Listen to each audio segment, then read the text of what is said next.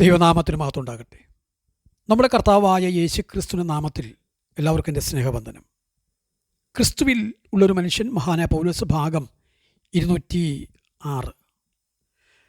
വിസ്താരം കഴിയാത്ത ഒരു റോമൻ പൗരനെ ബന്ധിക്കുവാനോ ചമ്മട്ടി കൊണ്ട് അടിക്കുവാനോ പാടില്ല എന്ന റോമൻ നിയമം പൗലോസ് ശതാധിപനോട് പറഞ്ഞതോടെ ആ അന്തരീക്ഷം ആകെ മാറി.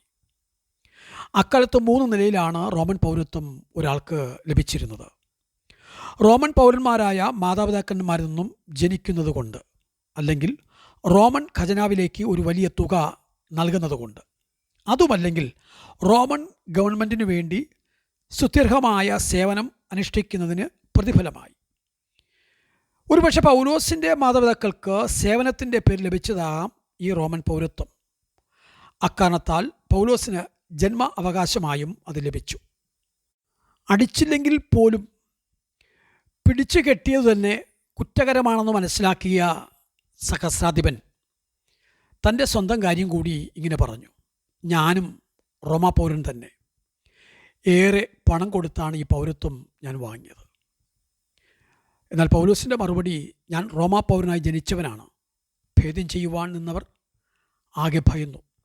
തുടർന്ന് പൗലോസിനെ വസ്ത്രം ധരിപ്പിച്ച് തിരികെ തൻ്റെ സെല്ലിലേക്ക് കൊണ്ടുപോയി.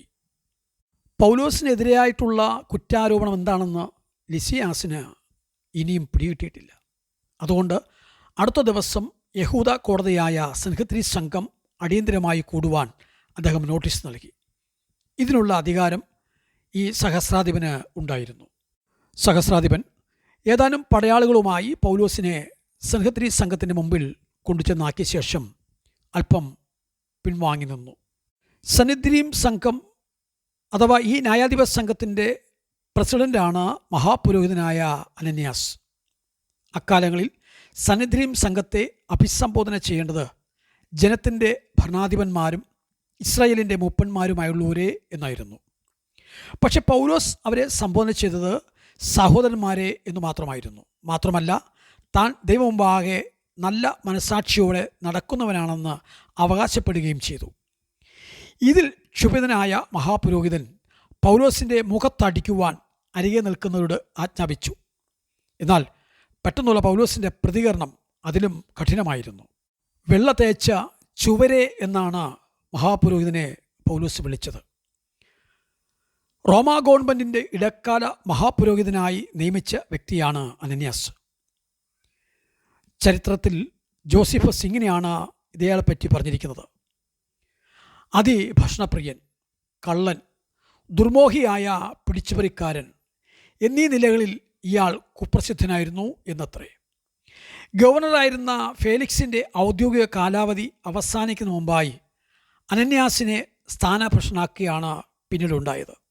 തുടർന്ന് അധിക നാൾ കഴിയുന്നതിന് മുമ്പ് അയാൾ ദാരുണമായി കൊല്ലപ്പെട്ടു. മഹാപുരോഹിതനെ ശകാരിച്ച് സംസാരിച്ചതിൽ പൗലോസ് പിന്നീട് ഖേദം പ്രകടിപ്പിച്ചു. അതായത് പുറപ്പാട് 22-28 നിന്നുള്ള ഒരു ഉദ്ധരണിയാണ് പൗലോസ് അവിടെ ഉപമിച്ചത്.